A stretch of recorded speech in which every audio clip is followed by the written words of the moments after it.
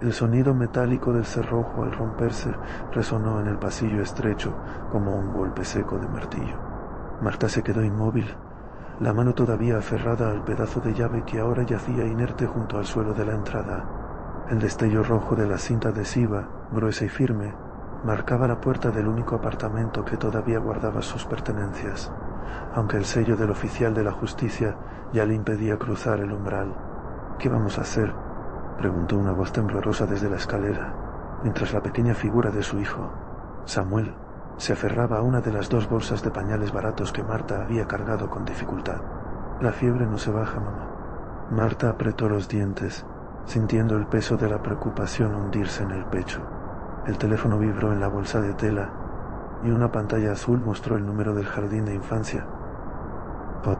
Con una mano temblorosa lo sacó, leyendo el mensaje que le recordaba la urgencia. «Samuel tiene alta temperatura.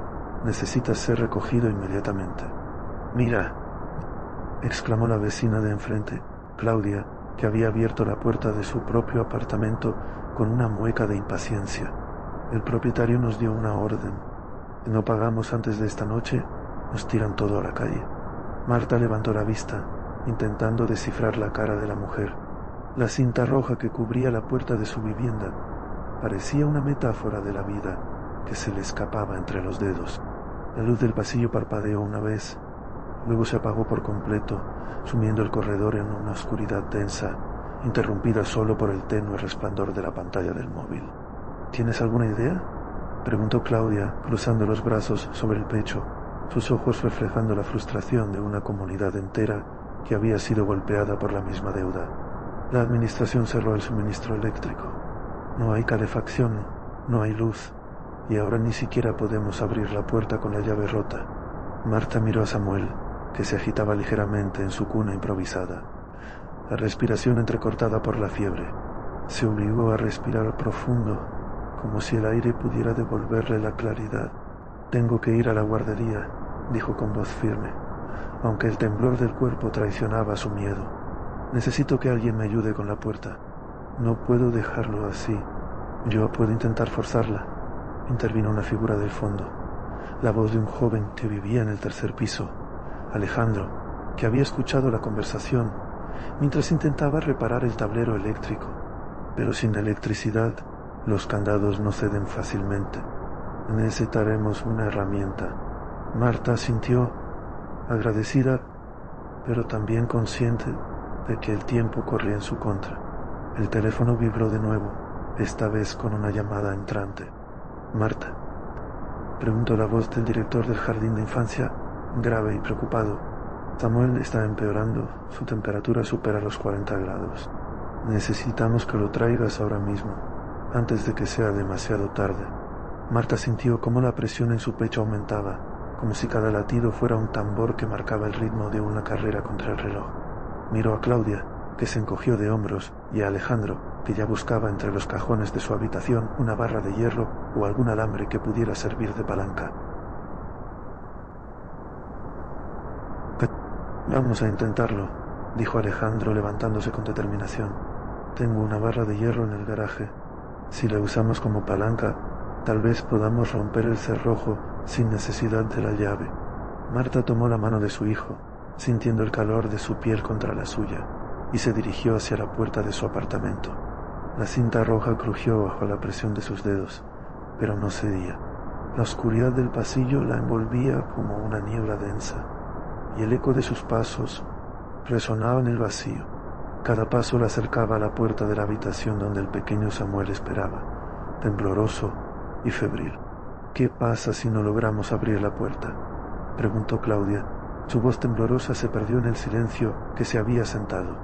«¿Y si el propietario nos echa a la calle sin nada?». Marta no respondió. En su mente solo había una imagen, el rostro pálido de su hijo, sus ojos entrecerrados, la respiración superficial que le recordaba la fragilidad de la vida. El sonido de la cinta adherida al metal se mezcló con el zumbido lejano de una sirena que, aunque distante, parecía anunciar un futuro incierto. El joven regresó con la barra de hierro, la sostuvo con ambas manos y la acercó a la cerradura. Marta tomó la herramienta sintiendo el frío del metal contra su palma y la presionó contra el cerrojo. Un crujido resonó en el corredor, seguido de un leve chirrido, como si la madera del marco protestara. Un destello de luz se filtró por la rendija de la puerta, iluminando brevemente la escena. La cinta roja, la mano temblorosa de Marta, el rostro cansado de Claudia y la sombra del joven, todos atrapados en un momento que parecía suspendido entre la desesperación y la esperanza. El cerrojo cedió con un último gemido y la puerta comenzó a abrirse lentamente, dejando entrever la penumbra del interior. Dentro, la cuna vacía vibraba ligeramente con el movimiento del niño, mientras el aire frío del pasillo se colaba por la rendija. Marta respiró hondo, escuchó el latido acelerado de su corazón y sin decir palabra, dio un paso adelante, preparada para enfrentar lo que fuera que la esperara al otro lado. El ruido del edificio, la falta de luz y el eco de la cinta roja todavía resonaban como una señal de que la historia apenas comenzaba.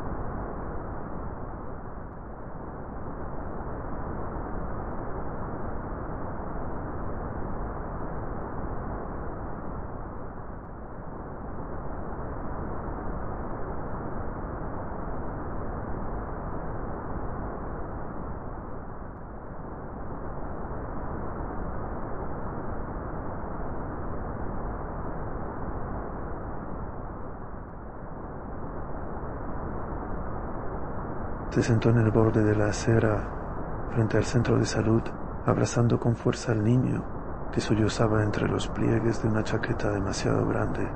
La lluvia había empezado como una fina niebla y de repente se transformó en una cortina helada que empapó sus botas en segundos, dejando que el frío se colara por sus huesos y se reflejara en el temblor del pequeño. Cada gota que golpeaba el asfalto resonaba como un recordatorio de la urgencia que la había llevado hasta allí. «Mira, Ana», exclamó una voz áspera desde la puerta del consultorio. «No puedo atenderte sin la tarjeta de seguro al día. Tu empleador la bloqueó cuando te dieron la baja». «Pero», balbuceó la mujer, con los ojos enrojecidos por el llanto y el sudor de la lluvia. «Mi hijo tiene fiebre y el médico dijo que necesita antibiótico ahora mismo. No tengo nada que pagar». El doctor, de rostro serio y ojos cansados, la miró sin apartar la vista de los papeles que sostenía. «Entiendo su situación, pero la normativa es clara. Sin la documentación, no podemos ingresar al paciente al programa de atención gratuita». Ana apretó los dientes intentando contener el temblor de su voz. «¿Y si...?» murmuró. «¿Hay alguna manera de conseguir el medicamento sin que me cueste la vida?» En la farmacia contigua, la farmacéutica, una mujer de mediana edad con una bata blanca manchada de polvo se acercó y susurró con urgencia. «Acaba de salir el sustituto del antibiótico que necesita. Es gratuito, pero el precio de referencia supera lo que tiene en su cuenta. Si no lo consigue, el niño corre riesgo». Ana sintió que el mundo se le estrechaba alrededor. Miró al niño, que temblaba bajo la chaqueta, y escuchó el rugido del motor del autobús que se aproximaba. Cuando el vehículo pasó, una ola de agua negra lo cubrió de pies a cabeza, dejándolos empapados y cubiertos de una masa viscosa que se adhería a su piel como una segunda piel. «¡Maldición!», exclamó la mujer sacudiendo el agua de su cara. «¿Qué vamos a hacer ahora?». El conductor del autobús, sin mirar a los pasajeros, gritó por la ventanilla: «Suban rápido, el próximo tramo está a punto de llover más fuerte». Ana se levantó con dificultad, arrastrando los pies mojados y el niño entre sus brazos. Cada paso hacía que la chaqueta se adheriera a su piel, como si la propia lluvia quisiera retenerla. Cuando alcanzó la parada, el autobús se detuvo con un chirrido y las puertas se abrieron de golpe. «Apúrense», dijo el conductor, mientras una corriente de aire frío entraba en el interior. «¿Hay algún lugar donde podamos esperar sin mojarnos?», preguntó Ana, intentando sonar firme pese al temblor que la atravesaba. «Hay una pequeña tienda al final de la calle», respondió el conductor, sin apartar la vista del volante. «Tal vez allí encuentren refugio y algo de calor». El autobús arrancó de nuevo, dejando a Ana y al niño bajo la lluvia, mientras la ciudad se sumía en una neblina gris que parecía engullir los faroles. Corrieron hacia la tienda, donde una luz tenue se filtraba por la ventana empañada. Dentro, el aire estaba cargado de olor a café recién hecho y a papel húmedo. Una anciana detrás del mostrador los recibió con una mirada curiosa. «¿Qué los trae por aquí en medio de la tormenta?», preguntó con voz rasposa. «Necesitamos un lugar donde secarnos y, si es posible, algo de dinero para el medicamento», respondió Ana sin dejar de sostener al niño que ahora se aferraba a su cuello como si fuera su única salvación. La anciana sintió lentamente, como quien evalúa una situación antes de decidir. «Tengo una manta extra en el trastero. Pueden usarla mientras esperen, y quizás pueda ayudarles a contactar a alguien que les preste el dinero. Pero tendrán que contarme su historia primero». Ana se sentó en una silla de madera que crujió bajo su peso, mientras el niño, cansado, empezó a respirar más lento, como si la manta y el calor de la pequeña tienda le devolvieran algo de energía. La lluvia golpeaba el cristal de la ventana, dibujando líneas que corrían sin cesar, como si el tiempo mismo fuera un río que no se detiene. «Mi nombre es Ana», dijo ella con la voz entrecortada. «Trabajo como camarera en el restaurante del barrio. Hace 2 semanas me enfermé y, por la orden del médico, tuve que tomar una baja. Mi empleador bloqueó mi seguro y ahora me quedo sin nada. Mi hijo, Mateo, tiene apenas 3 años y la fiebre no baja. El doctor me dijo que necesita antibiótico inmediatamente. No sé a quién más acudir». La anciana le escuchó en silencio. Sus ojos se suavizaron. «Entiendo. Conozco un hombre que dirige una clínica comunitaria. A veces hacen excepciones cuando la vida está en juego. Déjeme intentar hablar con él». Mientras la anciana se levantaba para buscar el teléfono, Ana miró por la ventana y vio cómo la lluvia se intensificaba, formando ríos diminutos que corrían por las calles. El sonido del agua contra el cristal se mezclaba con el latido acelerado de su corazón. Cada segundo que pasaba era una cuenta regresiva, y la incertidumbre se asentaba como una niebla densa en su mente. «Gracias», susurró, apenas audible. «No sé qué haría sin su ayuda». El murmullo del tráfico lejano se filtraba en la tienda, como un recordatorio de que la ciudad seguía su marcha, indiferente a los pequeños dramas que se desenvuelven bajo su paraguas gris. La anciana regresó con el teléfono, marcó un número y tras unos segundos de silencio escuchó una voz grave al otro lado. «¿Qué pasa, Carmen?», dijo la voz. «¿Otra emergencia?». «Sí, es una madre y su hijo. Necesitan el antibiótico y no pueden pagarlo», respondió la anciana. «¿Hay alguna forma de que la clínica los reciba sin la tarjeta?». «Déjame ver», habló la voz mientras escuchaba el crujido de una silla. «Voy a abrir una excepción. Diles que vengan ahora mismo. Tengo una habitación disponible y el medicamento en el almacén». Ana sintió que una corriente de alivio recorría su cuerpo, aunque el frío todavía la calaba hasta los huesos. «Vendremos de inmediato», exclamó, levantándose con renovada energía. «Gracias, de verdad». La anciana colgó el teléfono y volvió a la mesa, ofreciendo una taza humeante de té a Ana. «Beban esto mientras espera. El calor les ayudará a entrar en calor y a calmar al pequeño». Ana tomó la taza con manos temblorosas, sintiendo como el vapor caliente se mezclaba con el frío que todavía la rodeaba. Mientras el niño Mateo se acurrucaba bajo la manta, la mujer observó la lluvia que seguía cayendo sin tregua, sabiendo que aquel momento era solo el comienzo de una serie de decisiones que definirían su futuro.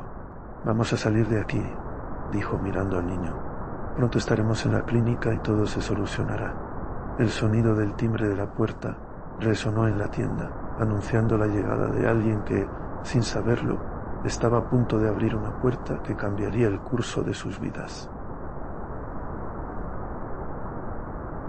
Y no, la lluvia seguía su danza implacable, pero dentro de aquel pequeño refugio, la esperanza empezaba a asomar, como una luz tenue que se abre paso entre la niebla.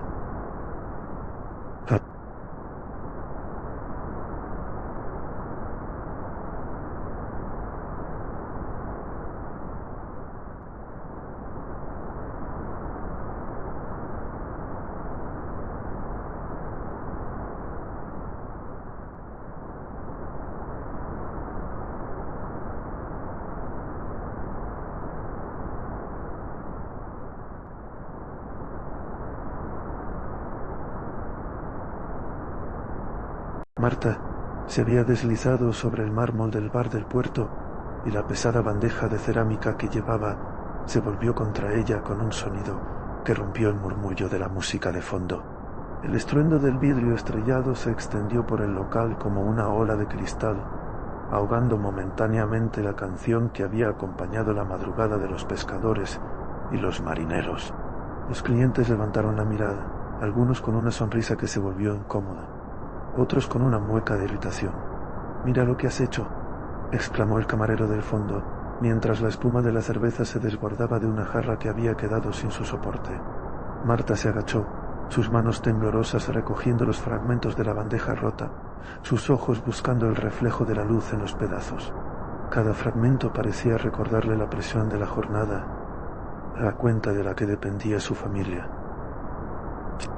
Había dejado a su hijo enfermo bajo el cuidado de una anciana que vivía en el piso de arriba, una mujer ciega que había aceptado el encargo a cambio de un puñado de monedas y la promesa de una sopa caliente.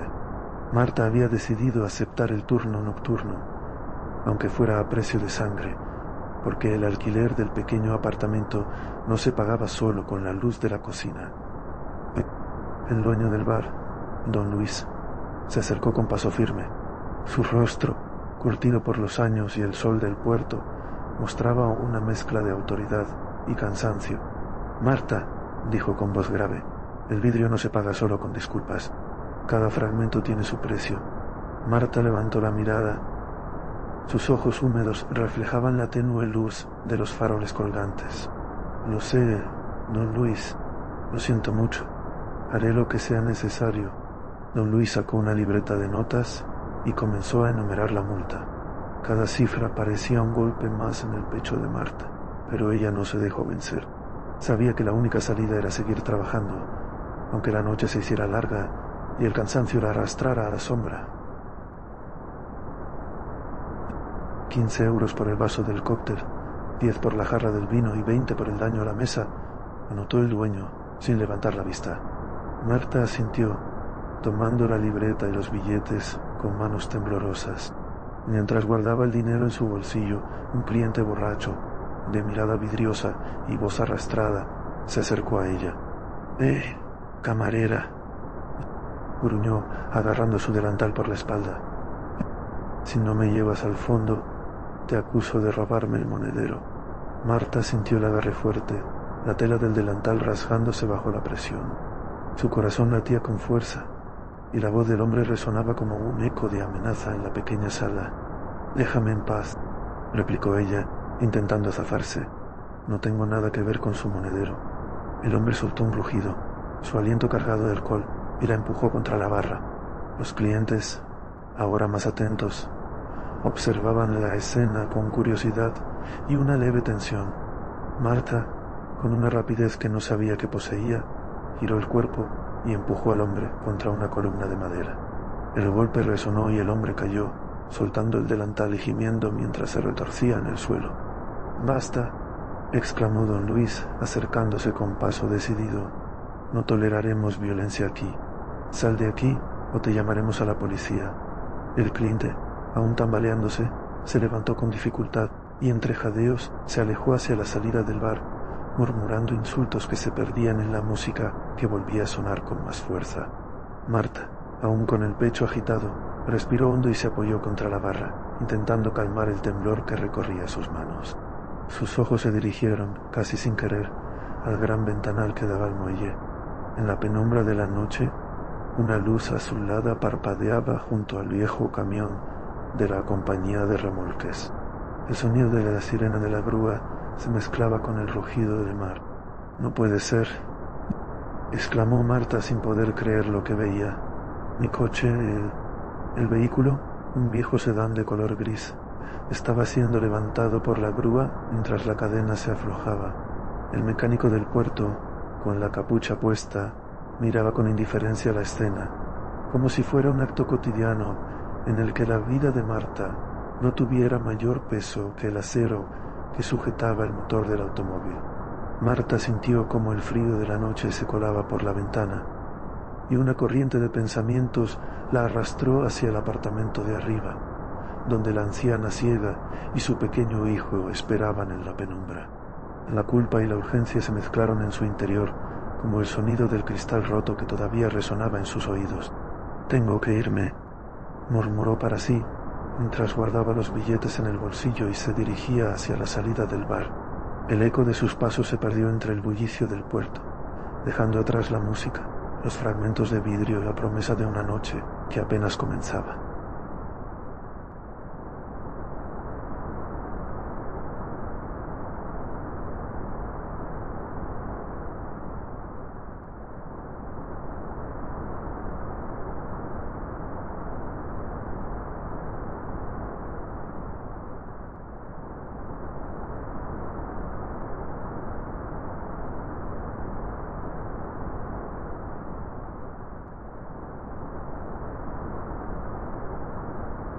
Entró al cuarto oscuro que había alquilado a un comerciante de chatarra, donde el olor a moho se colaba por cada rendija y se alojaba en la garganta con cada inhalación. La luz de la bombilla colgante parpadeaba, proyectando sombras que parecían bailar sobre las paredes desconchadas. En el suelo, una alfombra raída crujía bajo sus botas gastadas, recordándole que el refugio era tan frágil como la esperanza que sostenía. «Mira, Ana, no tenemos tiempo para lamentaciones», musitó en voz baja, como si el silencio pudiera escucharse. El nombre que se había pegado a sus labios desde la infancia resonaba en la habitación. Ana. Se acercó al estante de madera agrietada y, con la mano temblorosa, abrió el frasco de cristal que contenía los últimos centavos que había conseguido. Dentro, unas cuantas monedas de cobre relucían bajo la escasa luz. Contó cada una con precisión de cirujano. 2, 3, susurró, y la última se quedó atrapada entre sus dedos. Ni siquiera alcanza para comprar una barra de pan para mañana. El teléfono vibró sobre la mesa de hierro oxidado. Un mensaje de texto parpadeó en la pantalla. «Nunca recibirás un solo peso de mi parte. Mejor desaparece antes de que sea demasiado tarde». El remitente era su exmarido, Carlos, cuyo nombre había dejado una cicatriz profunda en la historia de su vida. Ana sintió que el aliento se le helaba en el pecho. «¿Qué quieres decir con desaparecer?», preguntó, aunque la respuesta ya estaba escrita en la fría línea del mensaje. No hubo respuesta, solo el eco de sus propias palabras que se desvanecía entre los muros húmedos. El niño, Mateo, estaba en la cuna que había improvisado con una caja de cartón reforzada. Su pequeño pecho se elevaba y caía con fuerza, y un tosido seco y violento resonó en el espacio confinado. Cada estornudo parecía sacudir el aire, y la sangre comenzó a manchar la sábana de algodón. «Mateo, calla», gritó Ana, aferrándose a la cuna con una mano, mientras con la otra intentaba raspar la sangre con una servilleta arrugada. La sangre se extendía como una mancha roja sobre el blanco, y el niño continuó tosiendo, sin detenerse. No, sollozó Ana, su voz quebrada por la desesperación. ¿Por qué todo tiene que ser tan difícil? El sonido del timbre del teléfono volvió a interrumpir la escena, pero la pantalla mostraba otra notificación. Recordatorio pago de la cuota de alquiler vencido. La fecha límite se acercaba, y la amenaza de que los servicios sociales vinieran a llevarse a Mateo se hacía más palpable con cada segundo que pasaba. «Tengo que encontrar una salida», dijo, más para sí misma que para el niño. «No puedo dejar que te lleven». Se levantó, apoyó su peso contra la pared húmeda y miró a su alrededor. Cada objeto parecía contar una historia de abandono. Una silla rota, una mesa cubierta de polvo, una lámpara que apenas emitía luz. Pero entre el caos, un destello llamó su atención. Una llave oxidada colgaba de un gancho bajo la ventana. «¿Qué haces ahí?», preguntó, acercándose al metal y sintiendo la frialdad de la superficie bajo sus dedos. La llave era pequeña, pero tenía la forma de una puerta que alguna vez había sido cerrada. Sin pensarlo mucho, la tomó, sintiendo cómo la esperanza, aunque diminuta, comenzaba a latir en su pecho. Tal vez haya una salida, aunque sea una sola», murmuró, y su voz se volvió más firme. Mientras tanto, Mateo seguía tosiendo, y la sangre sobre la sábana se expandía como una señal de que el tiempo se estaba agotando. Cada tosido resonaba como un tambor que marcaba el ritmo de una carrera contra la sombra que se cernía sobre sus vidas. Ana se quedó allí, con la llave en la mano, mirando la sangre que se extendía, sin saber aún a dónde la llevaría esa pequeña pieza de metal, pero decidida a no rendirse. El sonido del último estallido de tos del niño se mezcló con el susurro del viento que se colaba por la ventana rota, y la historia se quedó suspendida en ese instante, a la espera de lo que vendrá.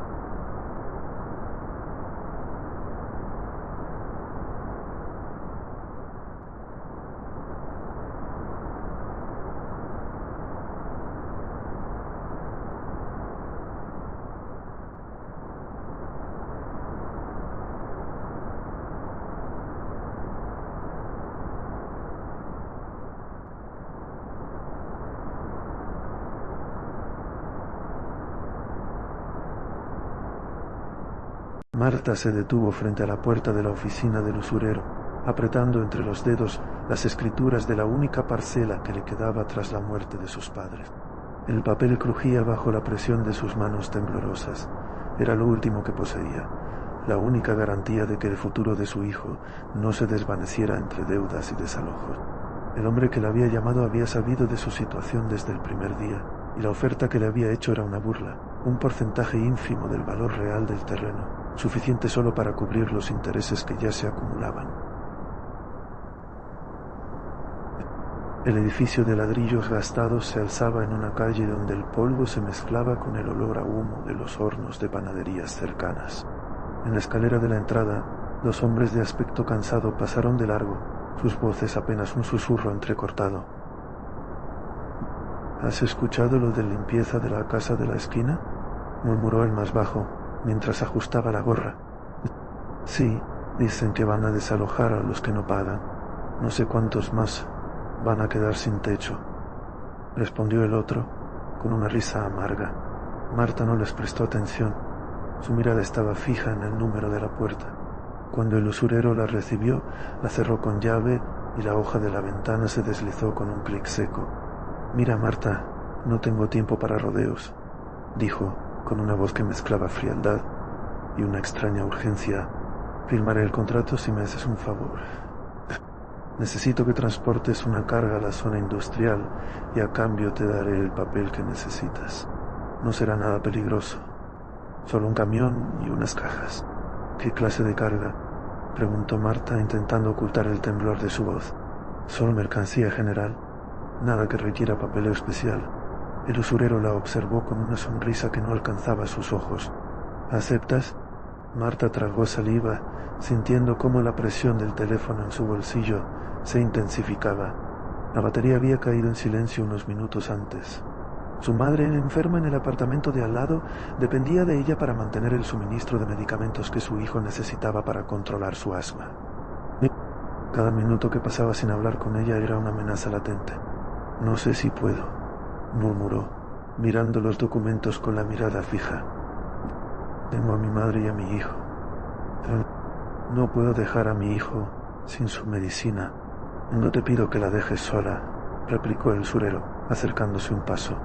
Solo que lleves el camión a la fábrica y lo devuelvas. En 1 hora estarás de vuelta y yo firmaré. Si no lo haces, perderás lo que tienes y el usurero seguirá exigiéndote más. Marta sintió cómo la sangre se le helaba en las venas. Recordó la última llamada que había recibido de su madre, con la voz entrecortada y el sonido de la respiración dificultosa del niño, al otro lado de la línea.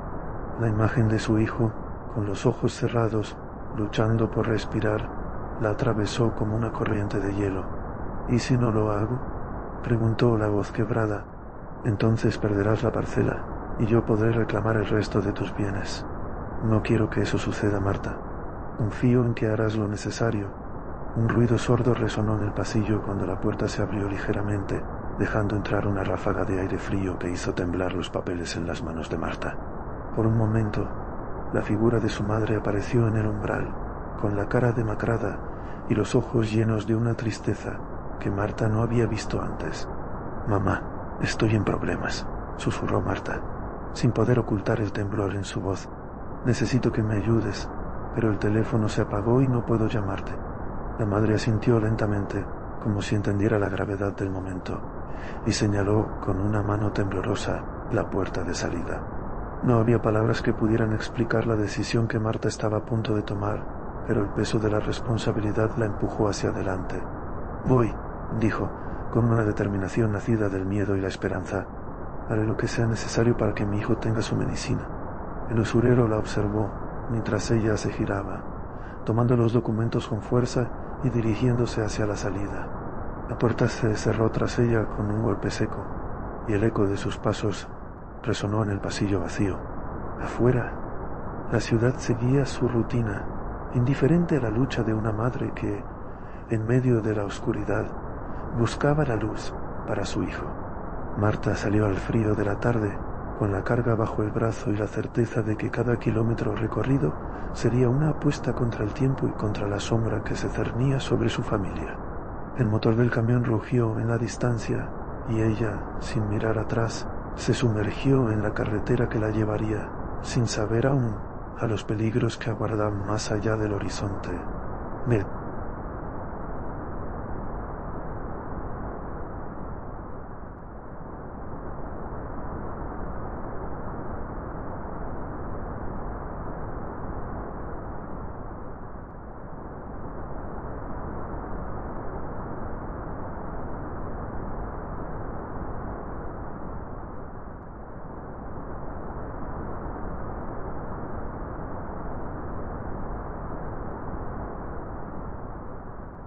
Sentada en el banco de la plataforma, Marta apretaba una maleta desgastada contra su pecho mientras el último vagón del tren se alejaba con un siseo metálico que se fundía en el eco del viento nocturno. La luz intermitente de los anuncios de salida parpadeaba como un latido moribundo, y ella sentía cómo cada segundo que pasaba aumentaba el peso de la culpa que llevaba en el bolsillo. Una sobrecogedora sobre con billetes frescos, entregados por el usurero a la salida del control de boletos. El papel crujía al moverlo y el calor que emitía le quemaba los dedos, como si el dinero estuviera impregnado de una llama que no podía apagar. «¿Qué haces aquí, mujer?», gruñó el guardia del andén, acercándose con paso firme.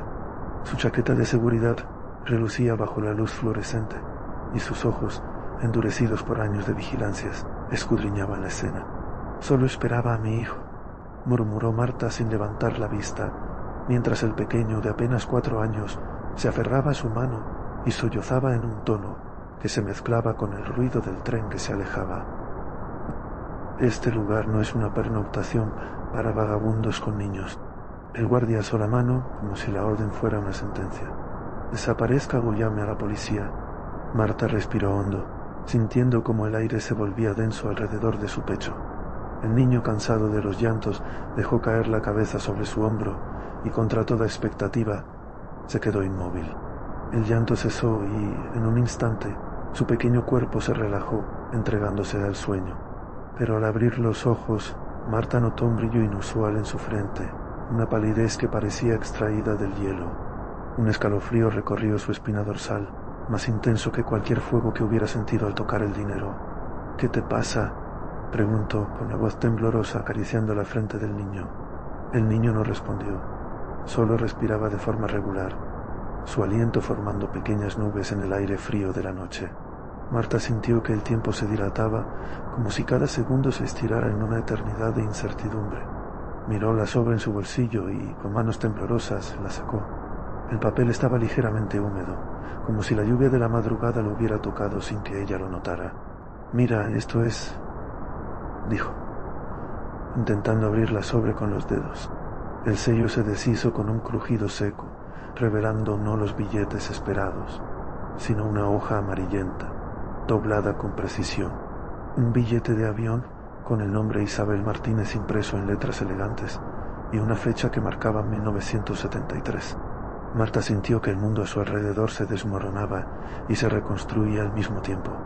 La fecha era 30 años atrás, el año en que su madre había desaparecido sin dejar rastro, llevándose consigo el último vestigio de una vida que Marta apenas recordaba. El número de vuelo, la ruta, el sello de una aerolínea que ya no existía, todo parecía un eco de un pasado que había intentado enterrar bajo capas de trabajo y obligaciones. ¿Qué? —exclamó, sin saber si era sorpresa o terror. La voz del guardia se acercó, pero ella apenas lo escuchó.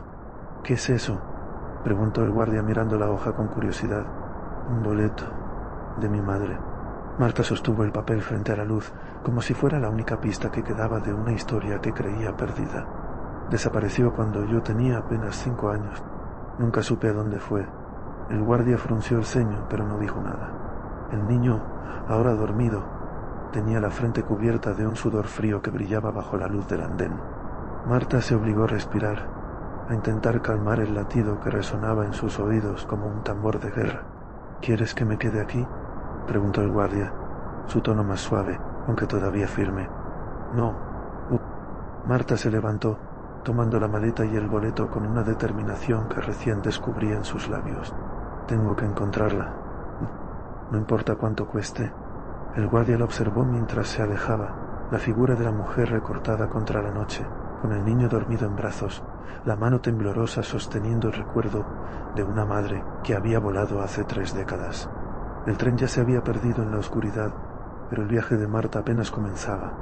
El sonido de los pasos resonó en la plataforma, marcando el ritmo de una nueva ruta que la llevaría, sin saberlo, a los rincones más profundos de su propio pasado.